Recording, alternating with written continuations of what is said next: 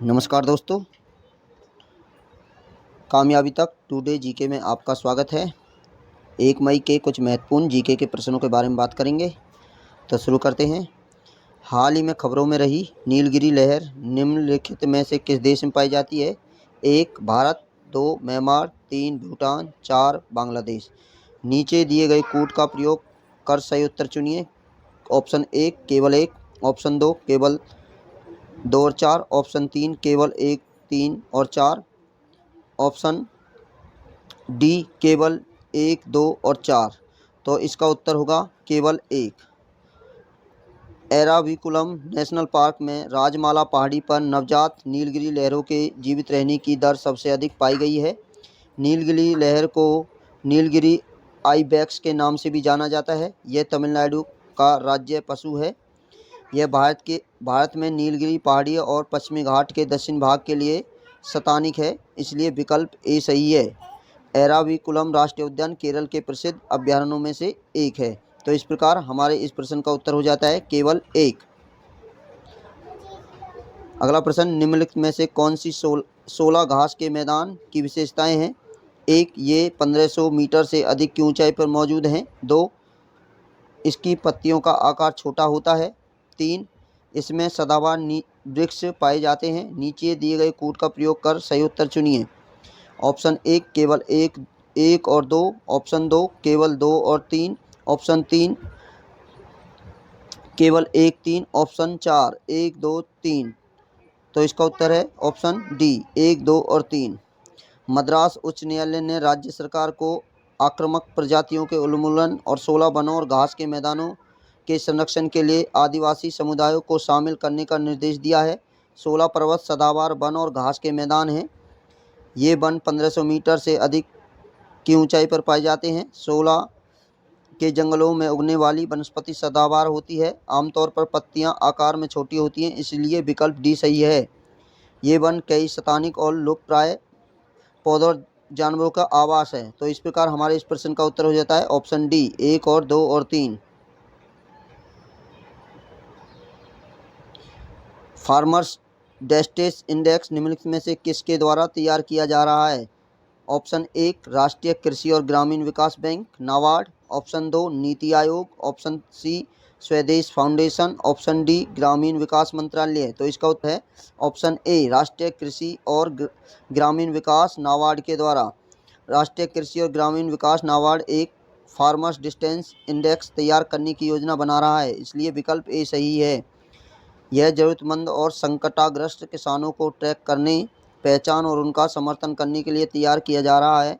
यह सूचकांक पूरे देश में एक समान नहीं होगा, क्योंकि यह तनाव और सत्र के आधार पर एक स्थान से दूसरे स्थान पर बदलता रहेगा।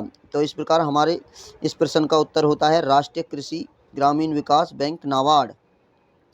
अगला प्रश्न, दादा साहब फाल्के पुरस्कार निम्नलिखित में से किस क्षेत्र में प्रदान किया जाता है? ऑप्शन ए खेल, option B cinema, option C सामाजिक कार्य, ऑप्शन डी अनुसंधान कार्य। तो इसका उत्तर है ऑप्शन बी सिनेमा। आज 30 अप्रैल भारतीय सिनेमा के जनक दादा साहब फाल्के की 152वीं जयंती मनाई जा रही है।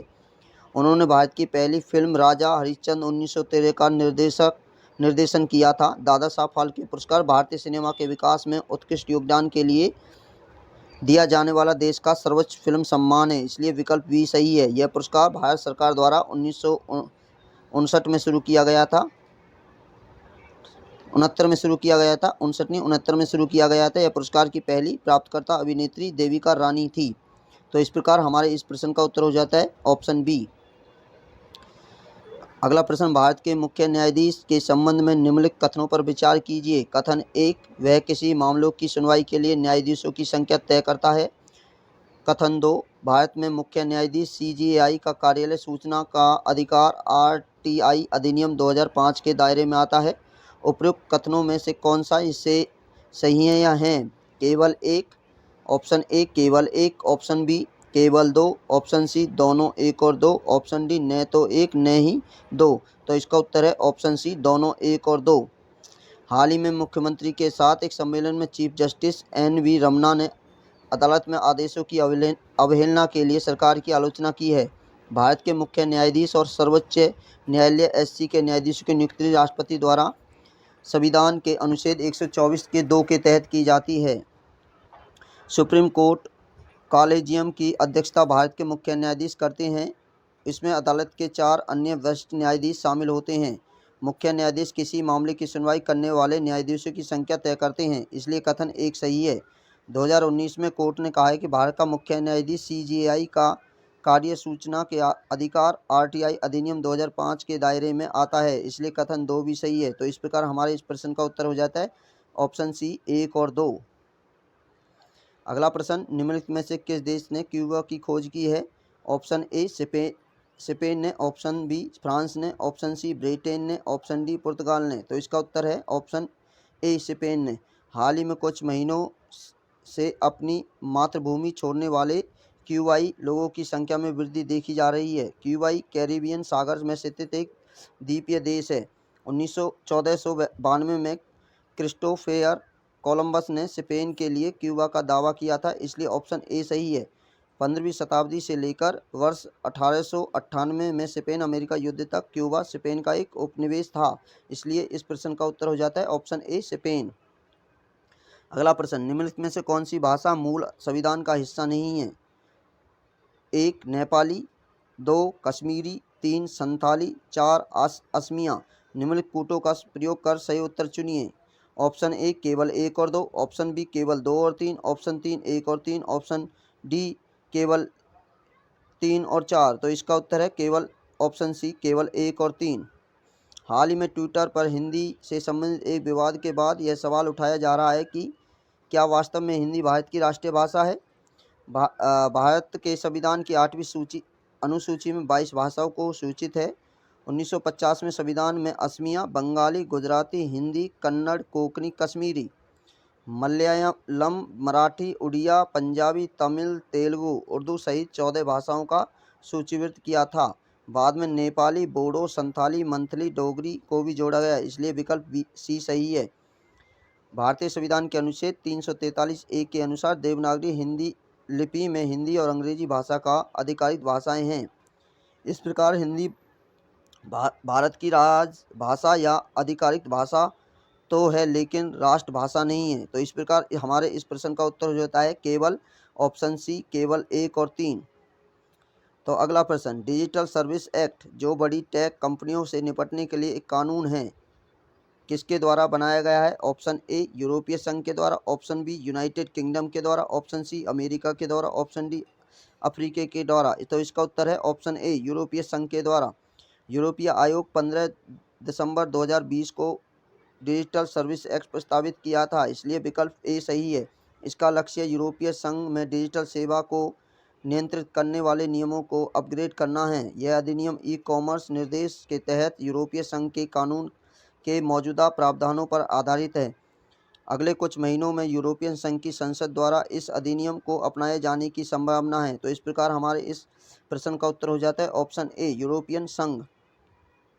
अगला प्रश्न, निम्नलिखित में से किसने सती प्रथा संपन्न कराने वाले किसी भी पुजारी को फांसी देने का आदेश दिया था?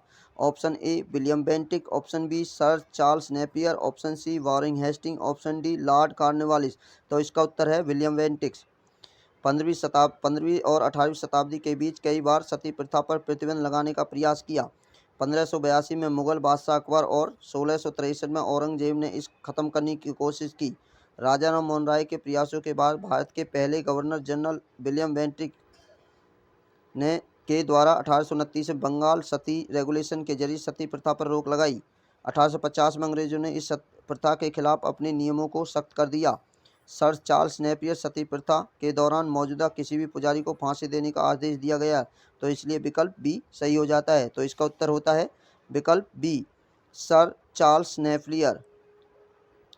यदि आपको वीडियो अच्छी लगी हो तो वीडियो को लाइक करें, ज़्यादा से ज़्यादा अपने दोस्तों को शेयर करें सभी प्लेटफॉर्म पर, ट्विटर पर, टेलीग्राम पर, इंस्टा पर, फेसबुक पर आदि पर। यदि आप हमारे कामयाबी तक यूट्यूब चैनल पर नए हैं तो जल्दी से सब्सक्राइब करें, बेल आइकन को दबाएं।